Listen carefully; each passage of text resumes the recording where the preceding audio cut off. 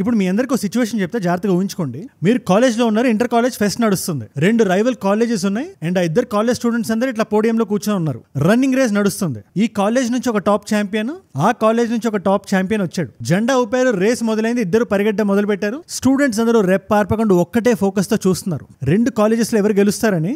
Almost end పార్ట్కి వచ్చినప్పుడు just ఒక్కసారి పాజ్ చేయండి, స్క్రీన్ ప్లేలో ఎక్కడో చిన్న చేంజ్ ఉంది. ఆ 2 వ్యక్తుల ప్లేస్ లో 2 వ్యక్తుల స్పర్మ్ శాంపిల్స్ అని పెడదాం. రేస్ ట్రాక్ ప్లేస్ లో ఎమ్యులేటెడ్ ఫీమేల్ రిప్రొడక్టివ్ డక్ట్ అని పెడదాం. దీని మీనింగ్ ఏంటనే డౌట్ మీకు రావచ్చు. జనరల్లీ ఒక మగ వ్యక్తి స్పర్మ్ సెల్స్ వెళ్తున్నప్పుడు అవి ఫీమేల్ రిప్రొడక్టివ్ సిస్టమ్ లోనే వెళ్తుంటాయి కదా. మీరు కంగారు పడకండి, 8th క్లాస్ టెక్స్ట్ బుక్ లో బయాలజీలో రిప్రొడక్షన్ లెసన్ ఉంటుంది, మనందరం చదివే ఉంటాం. దాన్ని మించి నేను వెళ్ళను, అందరూ చూసే విధంగానే ఈ వీడియోని నేను పెడతా. సెక్స్ ఎడ్యుకేషన్ చాలా ఇంపార్టెంట్ అన్నట్టు ఎక్కడున్నా ఫీమేల్ రిప్రొడక్టివ్ ట్రాక్లో వెళ్తుంది కదా, దాన్ని ఎమ్యులేట్ చేస్తూ ఒక 20 సెంటీమీటర్ల మైక్రోఫ్లూయిడ్ రేస్ ట్రాక్ ఒకటి తయారు చేసి ఎగ్జాక్ట్గా రియల్ లైఫ్ ఆర్గానిక్ డక్ట్ ఎట్లుంటుందో దాంట్లో ఉండే chemical gradients, viscous medium, geometry మొత్తాన్ని అలాగే పెట్టి ఒక రేస్ ట్రాక్ పక్కన ఇంకో రేస్ ట్రాక్ అని పెట్టి 2 కాలేజీల నుంచి 2 స్పర్మ్ శాంపిల్ని పట్టుకొచ్చి సేమ్ అలాగే జెండా ఊపి ఏ స్పర్మ్ ఫస్ట్ వస్తుందని రేస్ కండక్ట్ చేస్తున్నారు. ఇది ఎక్కడో జరగట్లే, యూఎస్లోని లాస్ ఏంజలస్లో జరుగుతుంది ఇది. అండ్ మీ మైండ్ బ్లో అయిపోయే వార్త చెప్పనా నేను. 4 నుంచి 5,000 వరకు లైవ్ ఆడియన్స్ దీన్ని ఉంటారు. కమాన్ కమాన్ అని చప్పట్లు కొడుతుంటారు. ఆ రేస్ ఏదైతే 20 సెంటీమీటర్ల ట్యూబ్ లో జరుగుతుందో దాన్ని జూమ్ చేసి పెద్ద పెద్ద టీవీల్లో వేస్తారు. క్రికెట్ మ్యాచ్ చెప్తున్నట్టు కామెంటరీ ఉంటుంది, రీప్లే ఉంటుంది, గెలిచిన కాలేజ్కి మెమెంటో కూడా ఇస్తారు. అండ్ ఇదంతా చేస్తుందో 4 వ్యక్తులు, 4 టీనేజర్సే. $1.5 మిలియన్ అంటే సుమారు 10-15 కోట్ల ఫండ్ రైజింగ్ చేసి మరీ రేస్ కండక్ట్ చేస్తున్నారు. అండ్ వాళ్ళు ఇదంతా చేస్తున్నది ఒక అవేర్నెస్ కోసం.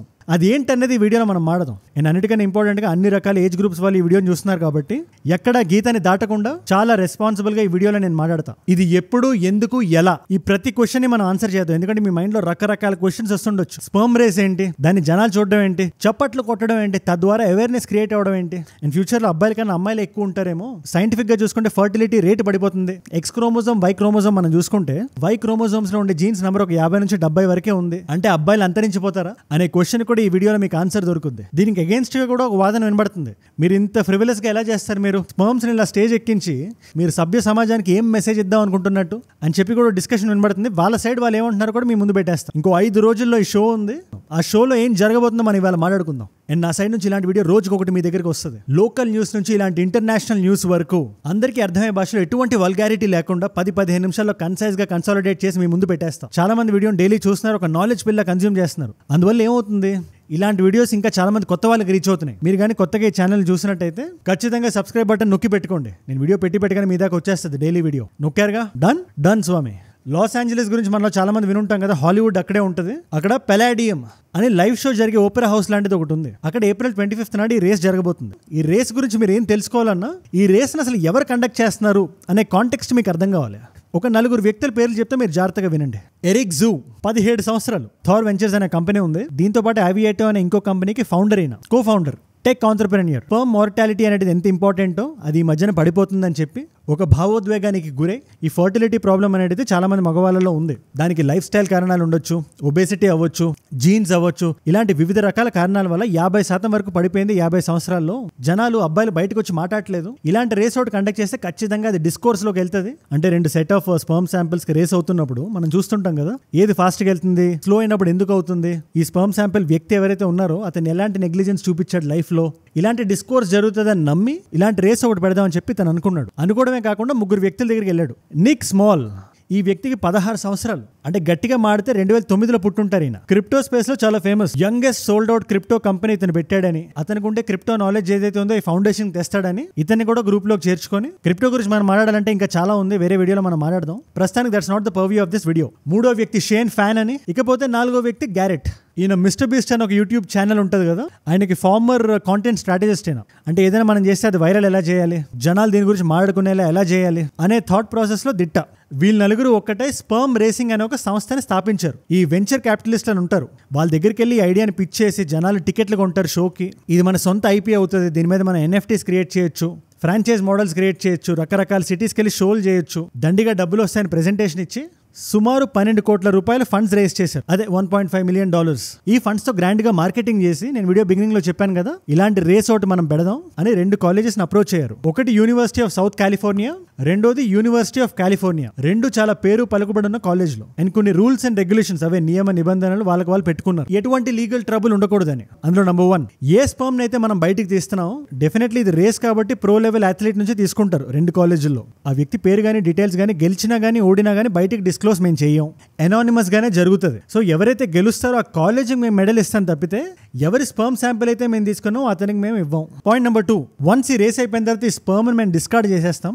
దాన్ని మేము డొనేషన్కి కానీ ఫర్టిలిటీ క్లినిక్లకు కానీ వేరే ఇతర యూసేజ్లకు కానీ మేము వాడాం. పాయింట్ నెంబర్ 3, మేము బయోఎథిక్స్ కమిటీస్ దగ్గరికి వెళ్ళి క్లియరెన్స్ అవి తెచ్చేసుకున్నాం. సో ఇది కంప్లీట్లీ సేఫ్ ప్రాసెస్, ఎటువంటి టెన్షన్ మీరు పడాల్సిన అవసరం లేదు అని చెప్పి ఆ 2 కాలేజీల ఆమోదాలు తీసుకొని, ఈ కాలేజీలోని 2 ప్రో అథ్లీట్స్ ఉంటారు కదా, స్విమ్మర్స్ అయ్యి ఉండొచ్చు, రన్నర్స్ అయ్యి ఉండొచ్చు, ఎవరికైతే హెల్దీ స్పర్మ్స్ ఉంటాయని కాలేజ్ నమ్ముతుందో వాళ్ళ దగ్గర నుంచి శాంపిల్స్ తీసుకొని ఆ శాంపిల్స్ ని వీళ్ళకి ఇస్తే $70 టికెట్ పెట్టి, ఒకవేళ మీరు కాలేజ్ స్టూడెంట్స్ అయితే మీకు డిస్కౌంట్ ఇస్తారు $35. ఈ లెక్కన మనం చూసుకుంటే $70 అంటే 6,000, $35 అంటే 3,000, ఇలా 4,000 నుంచి 5,000 లైవ్ ఆడియన్స్ వస్తారు. ఈ షోని లైవ్ లో చూస్తారు మానిటర్స్ తో. నేను చిన్న మ్యాథ్స్ చేసా, ప్రీమియం టికెట్ సేల్స్ ఫుల్ అయిపోయి అప్పర్ లిమిట్ లో అందరూ వచ్చి 5,000 మంది చూస్తే 600కి సంపాదించే అవకాశం ఉంది. లేదా 4,000 మంది వచ్చినా కూడా అరౌండ్ $4 లక్షల సంపాదిస్తారు. మరి ఇది వెంచర్ లాస్ లో రన్ అవుతుంది కదా అనే డౌట్ మీకు వస్తే దాని ఆన్సర్ సింపుల్.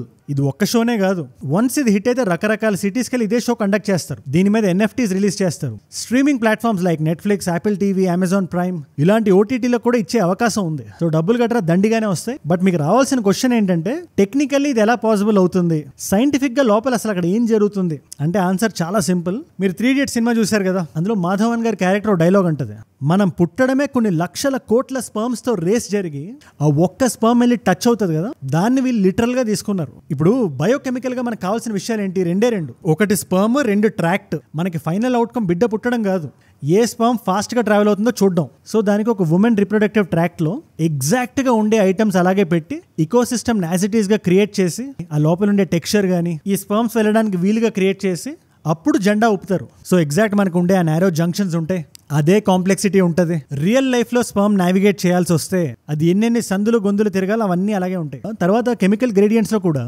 ప్రొజెస్టెరోన్ అనే సబ్స్టాన్స్ ను వాడి అవి మనకు కావాల్సిన కెమోటాక్టిక్ క్యూస్ ఇస్తాయి. అంటే రియల్ లైఫ్ లో నిజ జీవితంలో వెళ్లాల్సి వస్తే చుట్టూ ఏదైతే ఎకోసిస్టమ్ మనకు ఉంటుందో అది యాజ్ ఇట్ ఈస్ గా క్రియేట్ అవుతుంది. అంటే మనకు అడ్డంకులు అనుకోండి, ఒక మనిషి జన్మెత్తాలంటే నిజంగా ఈ అడ్డులన్నీ దాటి వెళ్ళాలి. ఇదే కాకుండా రియల్ లైఫ్ లో ఉన్నట్టు ఒక విస్కస్ మీడియం ని క్రియేట్ చేస్తారు. హైలరానిక్ యాసిడ్ ని, మిథైల్ సెల్యులోజ్ ని వాడి హ్యూమన్ బాడీలో ఉండేదాన్ని ఇమిటేట్ చేసేలా ఉంటుంది అది. ఇవి టెక్నికల్ టర్మ్స్ అన్ని ఇక్కడతో అయిపోయినాయి. బట్ ఎవరైతే ఆడియన్స్ ఉన్నారో వాళ్ళు ఒక F1 రేస్ చూస్తున్నట్టు క్రియేట్ చేస్తారు. అంటే దాన్ని జూమ్ చేసి పెద్ద పెద్ద స్క్రీన్స్ లో వేస్తారు. ఈ ట్విస్ట్లు, ఈ టర్న్స్ ఉంటాయి కదా, వాటికి మళ్ళీ రీప్లేలు ఉంటాయి, కామెంటరీ ఉంటుంది. ఒక వ్యక్తి కూర్చొని చాలా బలంగా మాట్లాడుతుంటాడు, ఇది అది, ఈ కాలేజ్ గెలిచేలా ఉంది, లేదు ఆ కాలేజ్ గెలిచేలా ఉంది, ఈ కాలేజ్ ఇక్కడ తప్పించుకుంది, ఆ కాలేజ్ అక్కడ దాటింది అనే ఒక ఉత్కంఠ వాతావరణాన్ని క్రియేట్ చేస్తారు కామెంటరీలో. సో ఇది ఎంతసేపు ఉండొచ్చు అనే డౌట్ మీకు వస్తే, రియల్ లైఫ్ లో ఎలా ట్రావెల్ అవుతుందో అంతే స్పీడ్. మనకి రియల్ లైఫ్ లో మనం చూసుకుంటే 1 నిమిషానికి 5 mm వెళ్తుంది ప్రతి స్పర్మ్, 1 minute కి 5 mm. అదే స్పీడ్ ఎమ్యులేట్ చేసేలాగా ఇవి కూడా ఉంటాయి. అంటే ఓవరాల్ రేస్ అయిపోయేసరికి 25 సెంటీమీటర్లు దాటేసరికి ఒక 40 నిమిషాలు అవుతుంది. సో పాప్కార్న్, డ్రింక్స్ అవన్నీ తెచ్చుకొని కూర్చొని 40 నిమిషాలు చూసేలా ఉంటుంది ఆ షో. ఇదంతా జరిగేదే కాబట్టి ఇప్పుడు మనం మెయిన్ క్వశ్చన్ లోకి వద్దాం. ఫిలసాఫికల్ క్వశ్చన్, అసలు వీళ్ళు ఇది ఎందుకు చేస్తున్నారు అంటే, వాళ్ళు చెప్తున్న థియరీ ప్రకారం మగవాళ్ళు ఫర్టిలిటీ ప్రాబ్లమ్స్ ఏమున్నా, అది ఎరెక్టైల్ డిస్ఫంక్షన్ అయినా, స్పర్మ్ మార్టాలిటీ తక్కువ ఉన్నా, పిల్లలు పుట్టడంలో ప్రాబ్లమ్స్ ఉన్నా, వాళ్ళు బయటకు వచ్చి ఓపెన్ గా మాట్లాడలేదని, లోపలే కృంగిపోతున్నారని, సిగ్గుపడుతున్నారని ఇలాంటి రేసులు కానీ మనం కండక్ట్ చేస్తే 2 విషయాలు జరుగుతాయి. మన లైఫ్ స్టైల్లో ప్రాబ్లమ్స్ ఏవైతే వస్తున్నాయో, అంటే స్పర్మ్ మోర్టాలిటీ కానీ స్పర్మ్ ఫర్టిలిటీ కానీ తగ్గడానికి చాలా కారణాలు ఉండొచ్చు. అది స్ట్రెస్, పువర్ డైట్, ఒబెసిటీ నుంచి సిగరెట్, మందు, మనం తాగే వాటర్ బాటిల్, ప్లాస్టిక్ అయితే అది కూడా కారణమయ్యే అవకాశాలు ఉన్నాయి. లేదా పొద్దునే మనం లేచి ఆఫీస్కి వెళ్ళి టేబుల్ దగ్గర కూర్చొని వెనక్కి వస్తున్నామా, ఆ సెడెంటరీ లైఫ్ స్టైల్ కూడా కారణం అంటున్నారు డాక్టర్లు. ఇదంతా కాదండి, మనం వెనక్కి వచ్చే బైక్ ఉంటది కదా, బయట ఉండే AQI లెవెల్స్ లో మనం అలా వస్తున్నప్పుడు ఆ PM 2.5 పార్టికల్స్ ఏవైతే మన ఒంట్లోకి వెళ్తాయో అది కూడా స్పర్మ్ మోర్టాలిటీని ఎఫెక్ట్ చేస్తుంది. సో అబ్బాయిలు ఏం ఫీల్ అవుతారంట, ఇది కానీ బయటికి వెళ్ళి మన ఫ్రెండ్స్తో మాట్లాడినా, లేకపోతే డాక్టర్ల దగ్గరికి వెళ్ళి అడిగినా, లేదా లోపలే బయటికి చెప్పకుండా కృంగిపోయినా ఎటువంటి సొల్యూషన్ ఉండదు. సో ఇలాంటి రేస్లు అవుతున్నప్పుడు మనం చూస్తే మన ఫ్రెండ్స్తో దాని గురించి మాట్లాడుకుంటే, ఒకటి లైఫ్ స్టైల్లో మనం చేంజెస్ చేస్తాం, రెండు లోపల ఏదైనా ప్రాబ్లం ఉంటే బయట మాట్లాడడానికి వెనకాడం, ఏదైనా డాక్టర్ దగ్గరికి వెళ్ళి అడగడానికి. సో ఈ స్పర్మ్ రేసింగ్ వాళ్ళు చెప్తున్న పాయింట్ ఇది. అందుకనండి మేము చేస్తున్నాం ఇది జస్ట్ పాప్కార్న్ ఎంటర్టైన్మెంట్ కాదు. ఇది మగవాళ్ళు మాట్లాడాలి. ముఖ్యంగా ఎక్స్ క్రోమోజోమ్, వై క్రోమోజోమ్ అని ఉంటాయి. మీటింగ్ జరిగినప్పుడు XX అయితే అమ్మాయి పుట్టినట్టు, XY అయితే అబ్బాయి పుట్టినట్టు. ఇది నేను 10th క్లాస్ బయాలజీలో చదివానేది, ఇప్పటికీ గుర్తుంది నాకు. ఎక్స్ క్రోమోజోమ్ లో ఒక 1000 జీన్స్ ఉన్నాయి, చాలా బలంగా పటిష్టంగా ఉంది. వై క్రోమోజోమ్ మనం చూసుకుంటే over millions of years 1400, 1500 jeans ఉండేవి. ప్రస్తుతానికి అది 50 నుంచి 70 జీన్స్ వరకే పడిపోయినాయి. దానికి ఏం కారణం అంటే ఎవల్యూషన్ అంటున్నారు, రకరకాల వేరియస్ రీజన్స్ చెప్తున్నారు. ఇలాగే అయితే ఫ్యూచర్ లో అవి 0 జీన్స్ అయిపోతే మగజాతి అంతరించిపోవచ్చేమో అని చెప్పి ఒక థియరీ కూడా నడుస్తుంది. దాని మీద నేను కామెంట్ చేయాలనుకోవట్లేదు. But at the same time అవతల వాళ్ళు ఏమంటున్నారు, ఇది సర్వైవల్ ఆఫ్ ద ఫిట్టెస్ట్, ఇది స్టెబిలైజ్ అయిపోయింది వై క్రోమోజోమ్, పెద్ద ప్రాబ్లం లేదు, మీరు అనవసరంగా హడావుడి చేసి ఇలాంటి రేసులు క్రియేట్ చేయడం తప్పితే దీనివల్ల ఒరిగేదేం లేదు అని చెప్పి వాళ్ళ వాదన. ఎవరైతే ఇలాంటి రేసులు పెట్టద్దు అంటున్నారో వాళ్ళది. సీరియస్ రిప్రొడక్టివ్ ఇష్యూస్ ని మీరు ట్రివియలైజ్ చేస్తున్నారు, ఇది ఎంతవరకు కరెక్ట్ ఇది అని ఒక వర్గం వాళ్ళంటే, మీరు ఫర్టిలిటీని సింప్లిఫై చేస్తున్నారు ఓన్లీ అబ్బాయి లెన్స్ నుంచి చూస్తూ, అమ్మాయిలు పడే బాధ మీకేం తెలుసు అని కొంతమంది ఫెమినిస్ట్ గ్రూప్స్ కూడా అంటున్నాయి. బట్ ఏది ఏమైనా గత 50 సంవత్సరాల్లో గ్లోబల్ స్పర్మ్ కౌంట్ 50% తగ్గింది, అది నిజం. 2022లో ఒక స్టడీ నడిచింది, అందులో ప్రతి సంవత్సరం 1.2% పడిపోతుంది sperm count. Life style factors వల్ల జనాలు మాట్లాడుకోవాలి దీని గురించి అని చెప్పి వాళ్ళు అన్నారు. సో ఈ నలుగురు వీళ్ళు ఏమంటున్నారు, ఇలాంటి రేసులు కానీ నార్మలైజ్ అయితే ఇంట్లోకే మనకి స్పర్మ్ టెస్టింగ్ కిట్స్ వస్తాయి, కొత్త స్టార్టప్స్ పెడతారు, లేదా మనకి బయట గల్లీకి మేల్ ఫర్టిలిటీ క్లినిక్స్ వస్తాయి. ఎవరైనా ఒక అబ్బాయి లోపల బాధపడుతున్నా, కృంగిపోతున్నా వెళ్ళి మాట్లాడడానికి స్పెసిఫైడ్ క్లినిక్స్ ఉంటాయి. లేదా బయాలజీ ఎడ్యుకేషన్ గేమిఫై చేసినట్టు అవుతుంది ఇది. ఇప్పుడు జెన్జీ ఏదైతే ఉందో వాళ్ళు ఇలా చెప్తేనే వాళ్ళు నేర్చుకుంటారు, లేకపోతే అసలు నేర్చుకునే ప్రసక్తే లేదు. దేన్నైనా గేమిఫై చేయాలి. ఈ స్టార్టప్ అది చేయడానికి ప్రయత్నిస్తుంది, పెలేడియంలో జరిగే ఈవెంట్ దానికే సంకేతం అని చెప్పి కరాఖండిగా చెప్తున్నారు. నేను ఇప్పుడు మిమ్మల్ని అడుగుదాం అనుకుంటున్నాను, ఈ ఎంటైర్ సిచ్యువేషన్ మీరు విన్నారు కాబట్టి ఈ రేస్ గురించి మీకు ఐడియా వచ్చిందని నేను అనుకుంటున్నాను. దీని మీద మీరేమంటారు? ఇలాంటి రేసులు కండక్ట్ చేయడం కరెక్టేనా? ఇది ఆ దేశం ఈ దేశం దాటి మన ఇండియా దాకా రావాలా? లేదా సభ్య సమాజానికి కరెక్ట్ మెసేజ్ మనం ఇవ్వట్లేదు, అనవసరంగా గేమిఫై చేస్తున్నారు కానీ దీనివల్ల ఒరిగేదేం లేదు, మీరు ఎడ్యుకేట్ చేయాలనుకుంటే మీరు సీరియస్గా చేయండి అంటారా? మీరు ఏమనుకున్నా నాకు కింద కామెంట్స్లో రాయండి, నేను మీ ఒపీనియన్ తెలుసుకుందాం అనుకుంటున్నాను. ఇవాళ MCQ క్వశ్చన్, మీరు MBBS చేసి డాక్టర్ చదివి ఉంటే మీకు ఖచ్చితంగా తెలిసే ఉంటుంది. మీకు బయాలజీ మీద పట్టుంటే ఆన్సర్ చేయండి.